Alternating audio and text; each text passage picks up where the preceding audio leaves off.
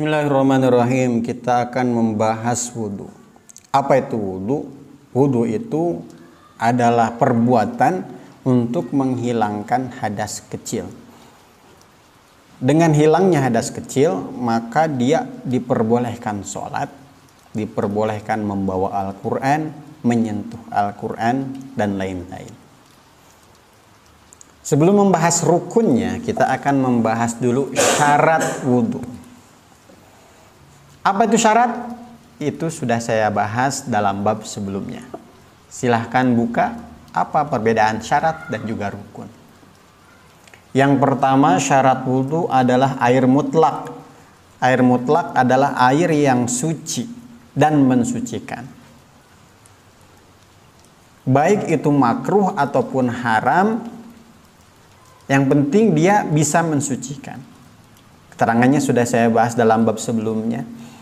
Masalah air, kemudian air 2 kulah. Jadi untuk memahami nomor 1 ini, dilihat 2 video sebelumnya. Kalau nggak ada air, tayamum. Nanti kita akan membahas juga apa syarat tayamum. Yang kedua, mengalirkan. Namanya mengalir itu harus menetes. Jadi walaupun hanya segenggam air dibasuhkan ke wajah, ini akan menetes beberapa tetes air. Sisanya yang ada di wajah ini diratakan. Itu sudah sah. Bukan wajah kita masuk ke dalam ember. Bukan tangan kita masuk ke dalam ember. Tapi harus air yang kita ciduk, kemudian dialirkan ke wajah, ke tangan. Kecuali kalau airnya lebih dari 2 kulah, maka tetap sah saja tidak dialirkan. 2 kulah seperti apa? Itu pun sudah dibahas dalam bab sebelumnya. Dan maksud mengalirkan juga tidak sah kalau hanya sekedar diusap. Yang diusap anggota wudhu itu hanya kepala saja. Yang namanya diusap itu tangan ditempelkan ke air atau disuntuhkan ke air, kemudian dibuang airnya, sisa air yang di tangan ini diusapkan ke kepala, itu namanya mengusap. Sedangkan wajah, tangan, dan kaki itu harus mengalir. Ada air yang menetesnya. Artinya membasuh. Yang ketiga, tidak ada yang menghalangi sampainya air. Ada cat. Ini menghalangi sampainya air ke kulit. Atau ada perban. Gak bisa. Nah, bagaimana cara wudhunya orang yang mempunyai perban? Nanti kita akan bahas tersendiri orang yang diperban tangannya atau sedang sakit. Yang keempat, tidak ada yang dapat merubah air. Contohnya kita baru pulang dari sawah, baru macul, tangan kita berlumuran lumpur, belum dibersihkan kita langsung wudhu. Ketika berwudhu, air akan berubah. Nah, ini tidak sah. Karena syaratnya tidak terpenuhi. Ada sesuatu yang dapat merubah air. Ataupun tangan kita ada sabunnya. Sebelum dibilas, sebelum dibersihkan, kita langsung berwudhu. Ketika berwudhu, maka air wudhunya akan berubah menjadi air sabun. Itu pun syaratnya belum terpenuhi, yang menyebabkan wudhunya tidak sah. Yang kelima, masuk waktu sholat bagi daimul hadas. Siapa itu daimul hadas? Orang yang terus-terusan berhadas. Orang yang ambeien.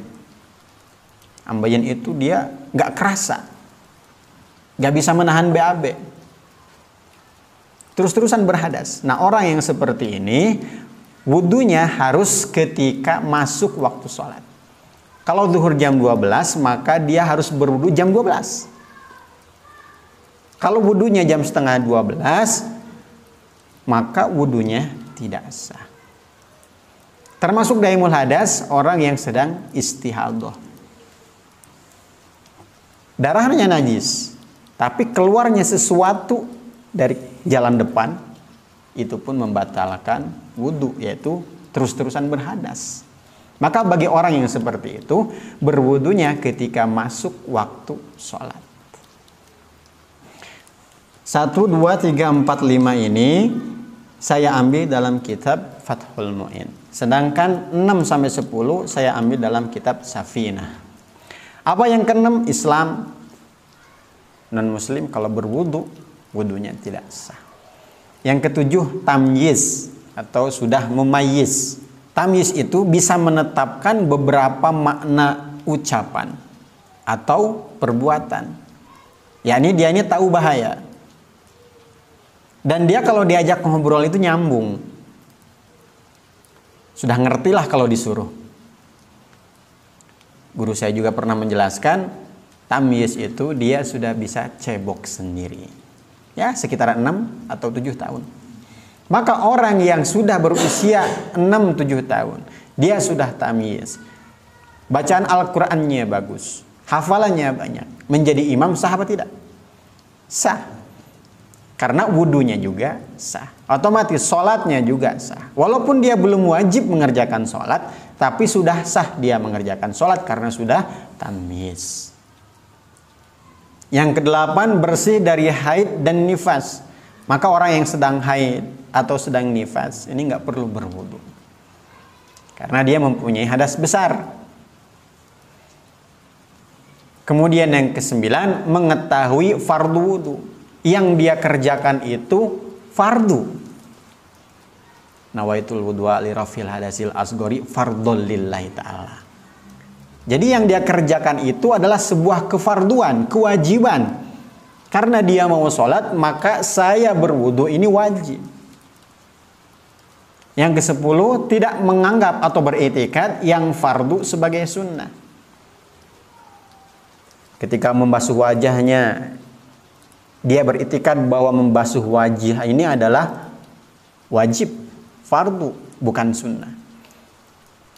Ketika mencuci tangannya, membasuh tangannya, ini wajib, bukan sunnah. Ketika dia membasuh tangan, dia berpikir, oh ini sunnah. Tidak sah wudunya, karena syaratnya tidak terpenuhi.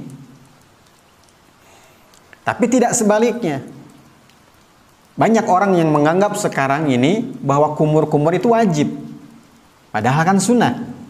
Beriktikad bahwa yang sunnah dianggap fardu, ini tidak sebagai syarat wudu. Tetapi menganggap bahwa yang fardu sebagai sunnah, ini tidak sah. Karena tidak memenuhi syarat wudu.